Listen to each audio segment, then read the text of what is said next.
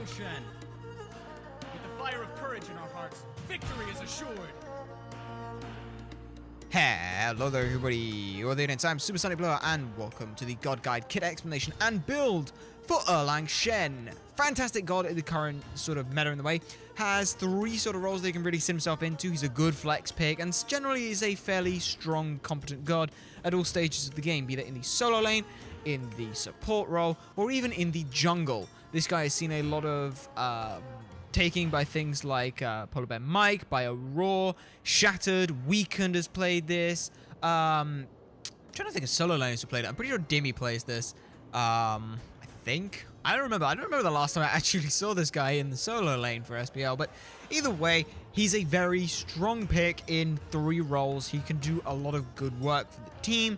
He can be very, very strong in all these different ways. How so? Well, we'll get into that in the kit explanation. Okay, so Erlang Shen's passive is called Howling Celestial Dog. That's this little guy right here. He jumps when I jump. His name is Bao. Well, at least that's what the devs call him.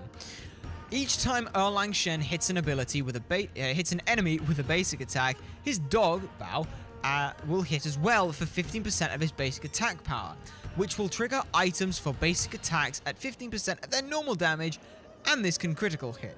So that number that you see above him, oops, did not mean to pick that up, but you see that number in that little circle there, that is 6. You'll see as well. That's pretty much how much damage he will hit for. So that's sort of what Bao is looking to try and do. He's looking to hit it for 6, as it were. As we said, this can crit, and this can proc off anything that mentions basic attack. So if I just go to items, I wonder if I can just search it for... I can't search anything for basic attacks, but... if we look at anything with, none of this procs, or Kin's procs on basic attack hits, that's pretty good. I believe Ikival stacks on the enemies, but doesn't stack on you getting the bonus power. Stone Cutting Sword procs off this, and a really, really important one as well, Death's Toll procs off this. So whenever you hit an enemy with a basic attack, you will restore 6 health and 2 mana. Then Bao hits it, counting as a basic attack, he's restoring 6 health and 2 mana. This also procs off things like Executioner, which can work like that. I don't know if this procs off Rage, but let's find out if it does. Alright, he crit on that. Yeah, Bao will actually stack Rage for you as well, so that's pretty nice to see as well. And he can take the stacks as well, so that's pretty interesting to see as well. So he procs all these basic attack things, which is pretty damn strong. So already you can see this guy has a lot of potential. Now his 1 is called Spot Weakness. Erlang Shen opens his third eye and analyzes the enemy's strength and weakness. When activated, Erlang Shen gains additional physical damage on each strike of his basic attacks and ignores basic attack movement penalties for the duration of 5 seconds. While this ability is on cooldown, successful basic attacks reduce the cooldown of this ability by 1 second. Now this is a 14-second cooldown. Now, you may have noticed as well, Erlang Shen on his thing has a big sweeping move, Womp. That's AoE. If you hit AoE with that, that will count each time. So if you hit 5 things with that AoE basics, then you will reduce the cooldown by 5 seconds.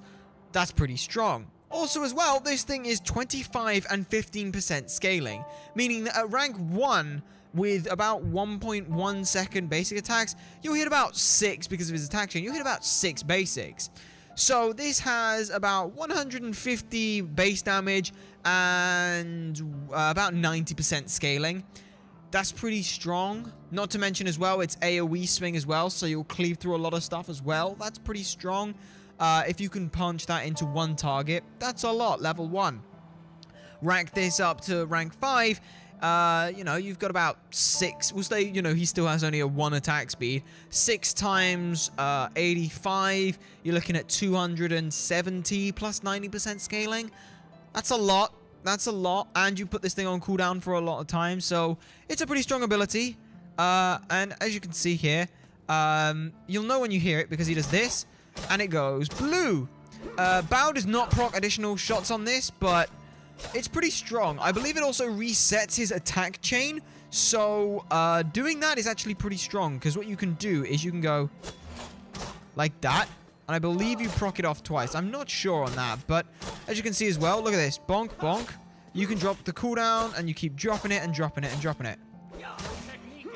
Actually, I think the basic attacks are really difficult at working with this, because he has a weird animation, so you might have to animation cancel, which is to right-click and then hold left-click at the same time. So that's a little intricacy into his kit. Either way, that's just a side thought from me. His 2 is where a lot of the controversy has been with Erlang Shen for a long period of time, and this is where he's had a lot of his control, which has since been nerfed, but is still pretty strong. Pin. Erlang Shen launches a spear that damages enemies on impact.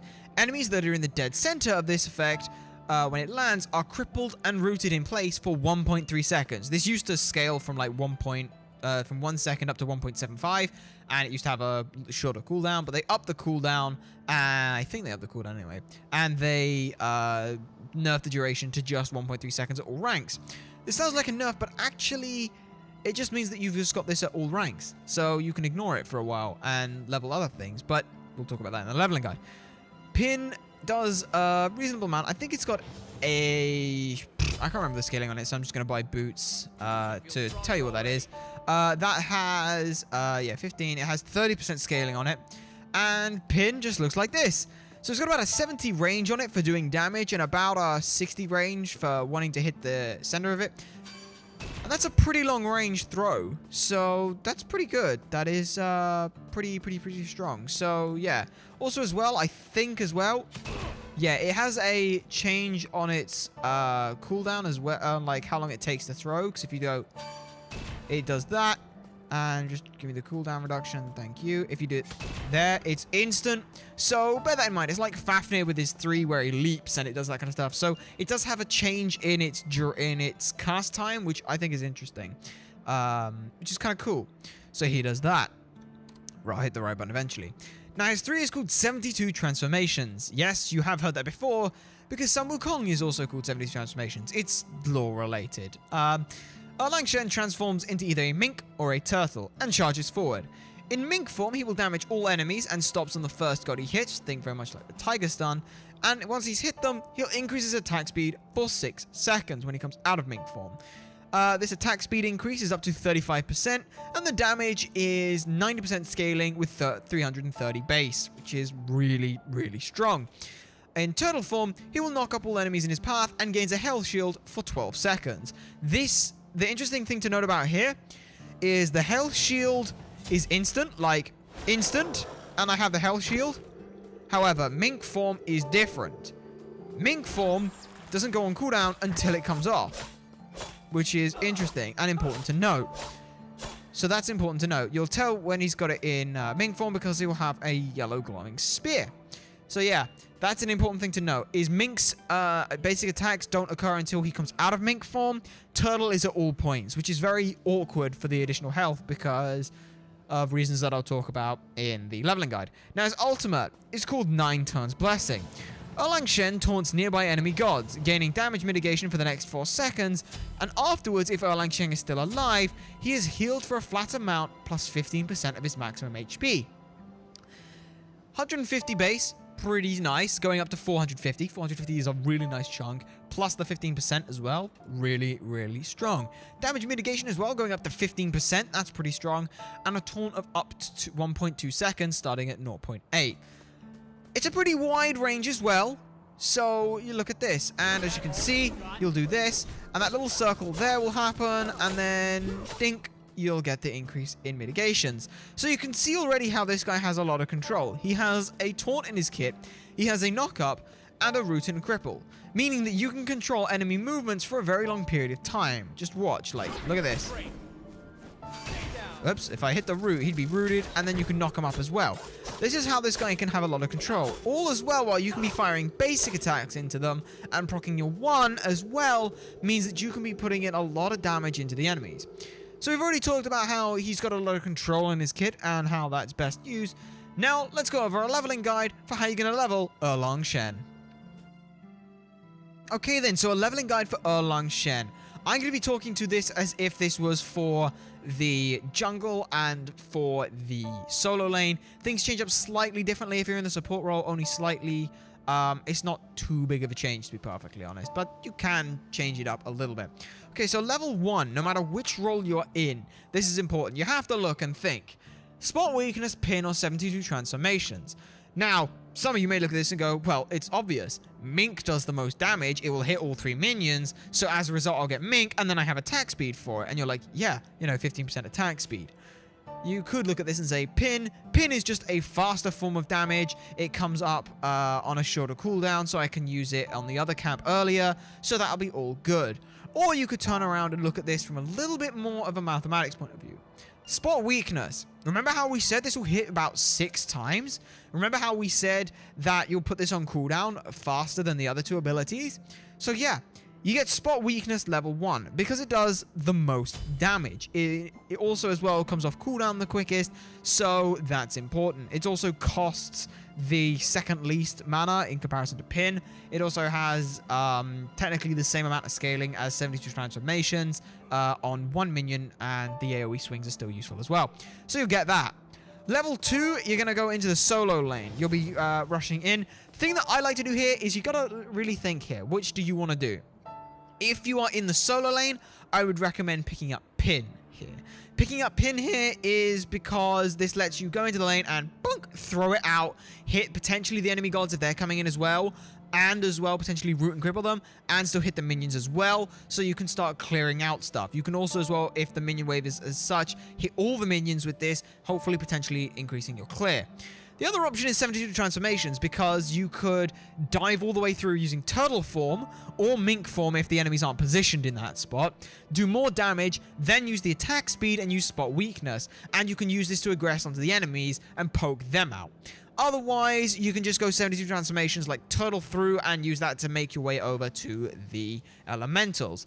Either way, the choice is up to you. Personally, I like leveling Pin here because it's the safer option rather than trying to use the Mink form. If you have a very aggressive lane that you can be very aggressive in, and you know that they don't necessarily have the strongest like peel or CCO on like level 2, then go for Turtle and go for like the knock up, and you can put a lot of damage into the enemies. Just make sure that you are also still trying to clear the wave, because otherwise what will happen is you'll aggress into the enemies. If you can't kill them, minions will start doing more damage than you're prepared for. So minions will start really hurting you, and they could potentially turn this around. So just be careful with that. Either way, at level 3, you pick up the other one that you didn't get. And there you go. Now, if you're in the solo lane, originally, you used to pick up Pin because you're just like, Pin's there. It'll mostly clear the wave. It'll also increase the duration of the root and cripple, so that's useful. All those kind of good things.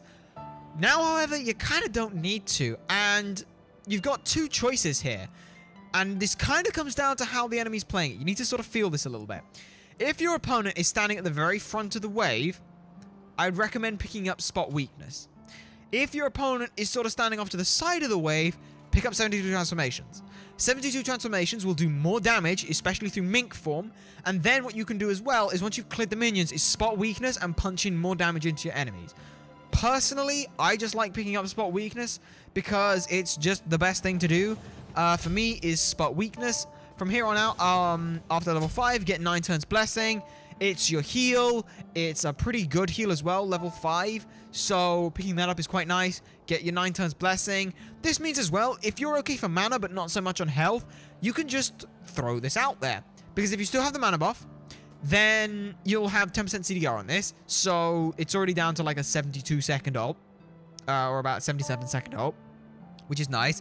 And as well, you'll get about 300 health back, which is about a third of your health back. So that's not to be scoffed at. And as well, the mitigations kind of help if the enemy is aggressing on you. You can use this offensively as well if your opponent's, like, if your jungle's ganking or whatever. And also as well in the jungle, this is going to help you out. If you're in the jungle, Spot Weakness the whole time, because Spot Weakness is the most damage, by the way. So keep that in mind. At this point, level Spot Weakness. If you're in the jungle, you'll level Spot Weakness because it's the most damage that you can do. You can level Pin if you want to go for a safer poke, but not really. If you're in that situation, then have your use Spot Weakness for really fast farm to get yourself higher levels quicker. And any poke that you can put out onto the enemy mid laner, especially if they're an immobile one, you can really punish them with it as well. So do that. At level 8, here's a choice you're going to make. Do you want to save a point or not? If you're in the solo lane, you can do. If you're in the jungle, you can do. If you're in the support, don't bother. It's not worth it. I will talk about a support leveling quickly and briefly at the end of this. but I honestly would at this point just get 72 transformations. The Mink form increases the attack speed. It's great, and you should be perfectly fine. Level 9, you have a choice to make. How important are you valuing this ultimate? The ultimate, in terms of sustain, is good. In terms of damage mitigation, is good. In terms of the taunt duration, not great. It's not great. You're not changing anything too much on it. Honestly, I don't necessarily value the ultimate too much.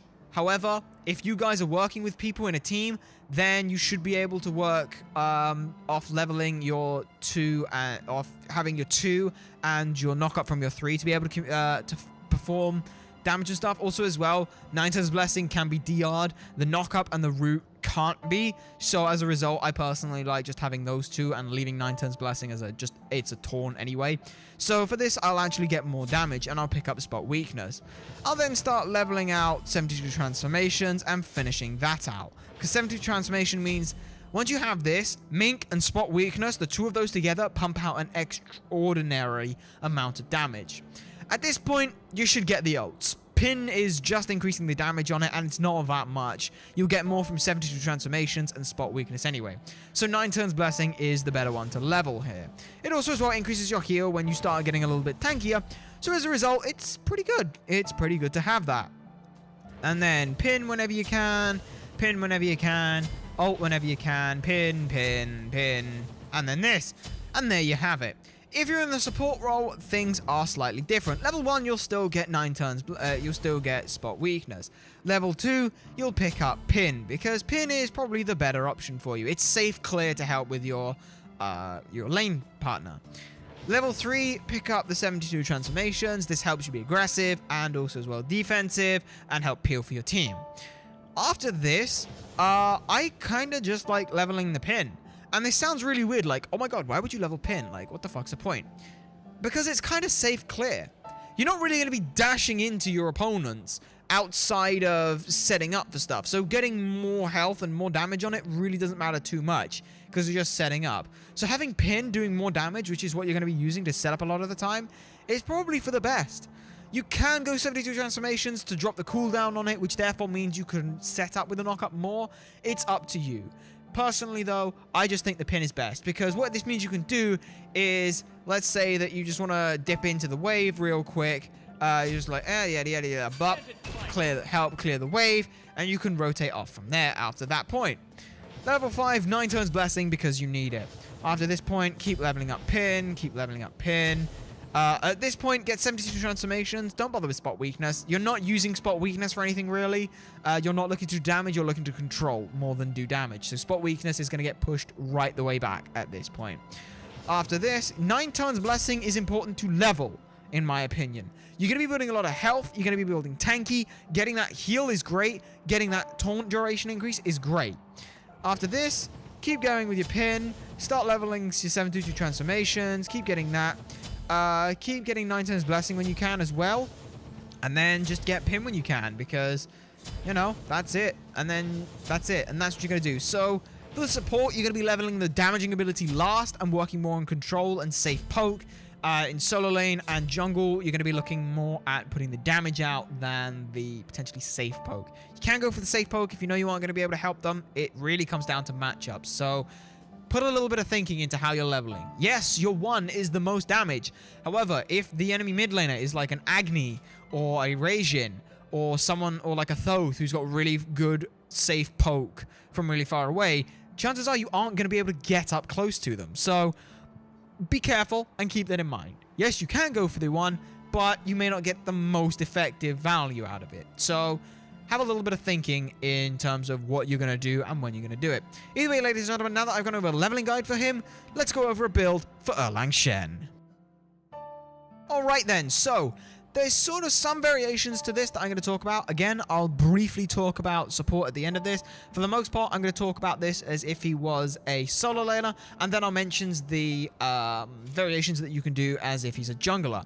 So the first thing you're going to start off with is, as we already mentioned, Death's Toll procs with Bow, meaning he has Osiris levels of sustain in the lane. In fact, I would actually argue he has slightly more sustain than Osiris in lane.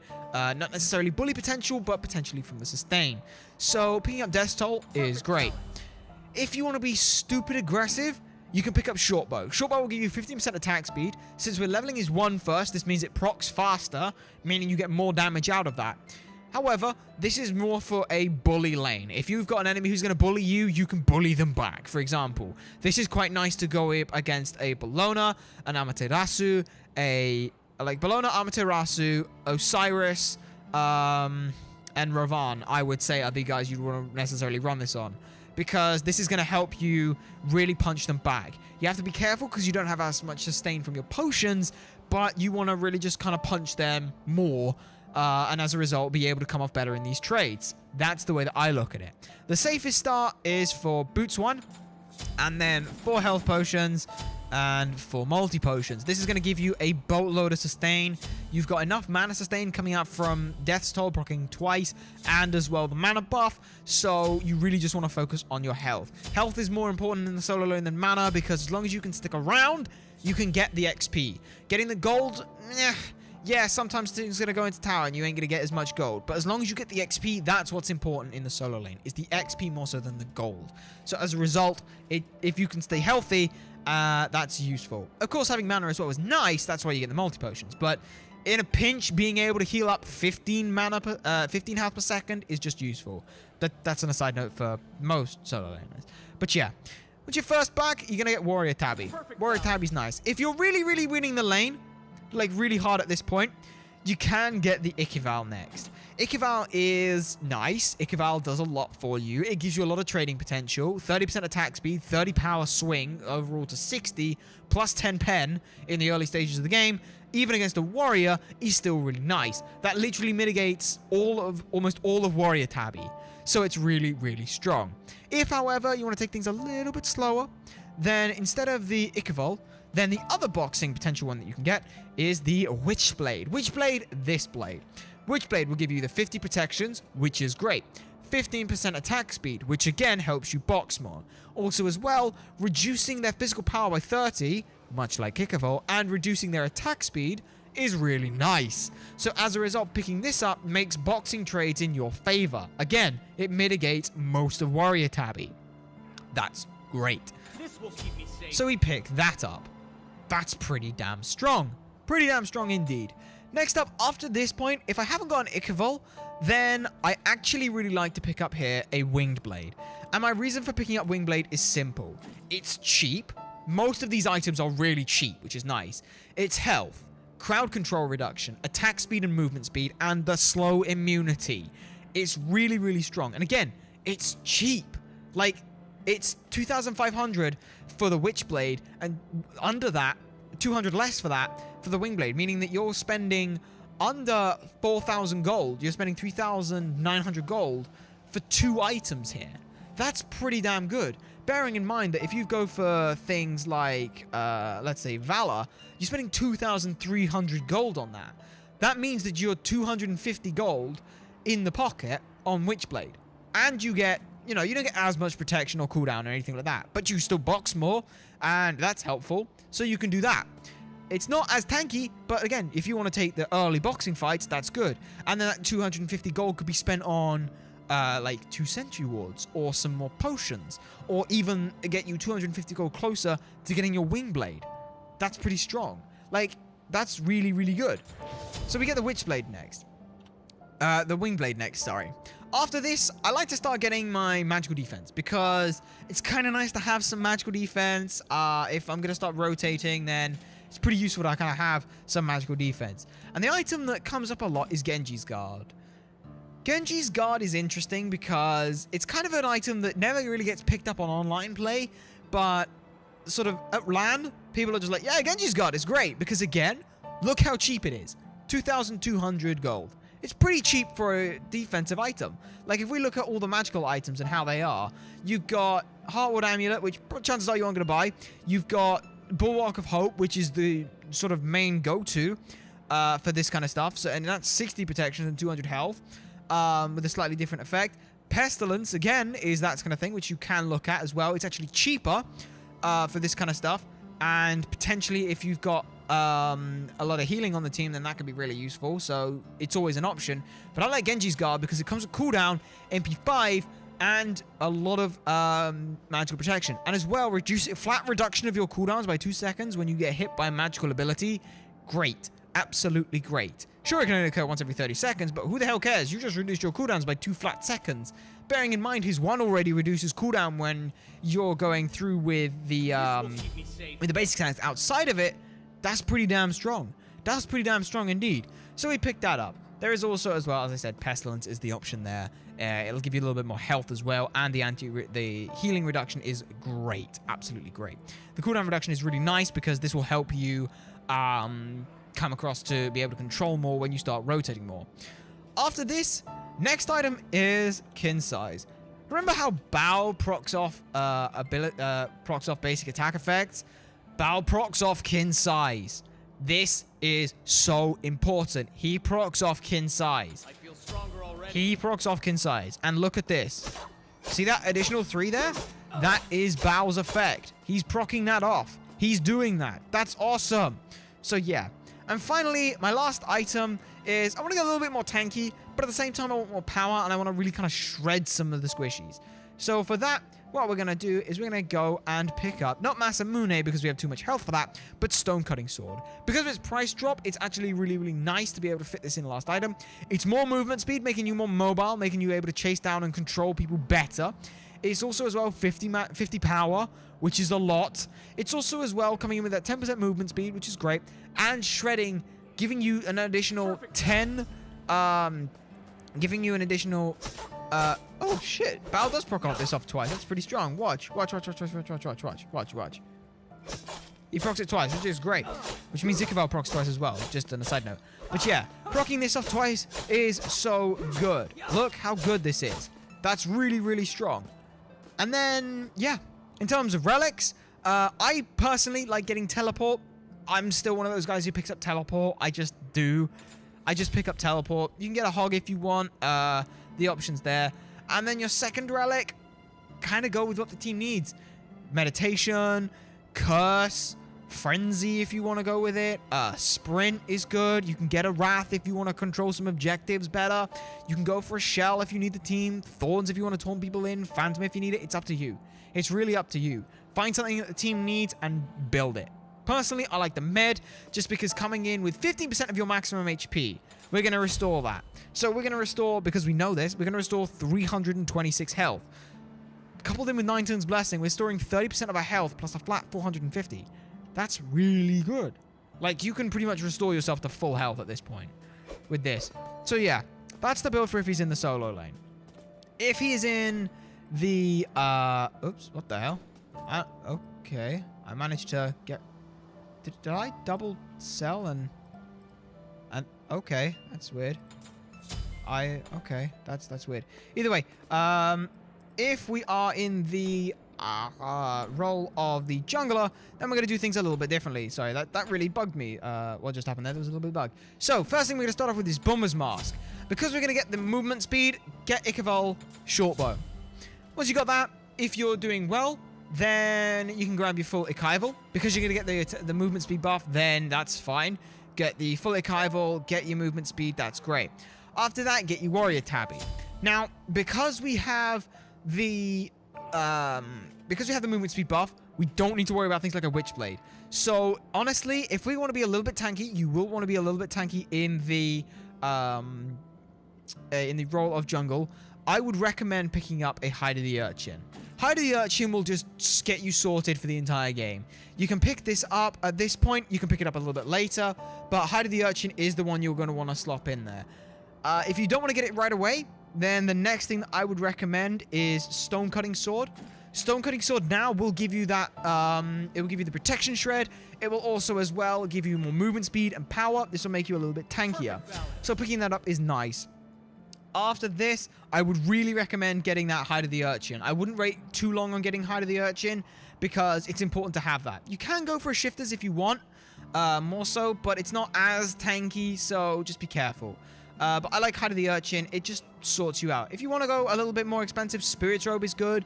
It's a little bit of CDR as well, which is nice, so you get a little bit more control. And the mitigation coupled in with your ult means you got like 30% mitigation, which is nuts. So that's a thing that you can pick up as well. It depends how much more controller you want to be compared to damage. Personally, I like having a little bit of defense in there. You can go for a Witchblade as well. Witchblade is perfectly fine, but I personally just prefer getting the Hide of the Urchin here. Because this means it sorts both of my defensive items out. I don't have to worry about anything else. So I picked that up. Kin size are pretty much a must. Like, it's too good not to have. And then final item, I like getting an Executioner here. Executioner really just ratchets out your damage super hard. It just punches out so much. So much good damage, so much good things. And then finally, sell a Kaival. You can sell a Kaival for pretty much whatever you want at this point. I like going for the Odysseus' bow, because if I get Odysseus' bow, what happens here is when I do Mink form, as you can see, procs stupid fast. So I just want to do a little thought experiment with you guys here, because this is really important. Also as well, you proc off so much damage, it's unreal. Not to mention as well, Bao will proc off Executioners as well, so that is really strong. So here's a little thought experiment for you. We do 85 plus 24, okay? So we do 15% and 85. Let's just count how many times we basic attack here. 1, 2, 3, 4, 5, 6, 7, 8, 9, 10, 11, 12, 13, 4. Alright, 13 times. 13 times 85 is 850 plus 85 times 3 is 240 plus another 15, so 255. That is 1,105 damage plus 13 times 15, which is 1,550, plus another 45. So that's 195% scaling. 195% scaling and over 1,000 damage. That's a lot. As a thought experiment, that's a lot of damage. Oh, bearing in mind as well, we also have the basic attack damage. And we're also as well, what is the... I think it's 22 we're proccing for on... I genuinely don't know what the hell is proccing to... Oh, Bao can proc it. Huh. I didn't know Bao can proc it. Can proc Odysseus' bow. Can Bao proc it? Yeah, Bao can proc it. Yeah, Bao can proc Odysseus' bow. That's pretty sweet to know. So Bao can proc Odysseus' bow, which means it's basically 2 basic attacks, or 2.5-ish, 2 to 3, will proc Odysseus' bow. So that's really, really strong. In terms of actives, Beads is really good. Beads lets you be a little bit more offensive. And then your second one will be pretty obvious here. And that will be, hold on, that will be something like a Aegis. You can get a weakening curse. You can be a little bit more offensive with it. And yeah, pretty strong, this guy's ability. I've actually lost the ability to have a second relic. I've completely lost the ability to get a second relic. No, I haven't. There it is.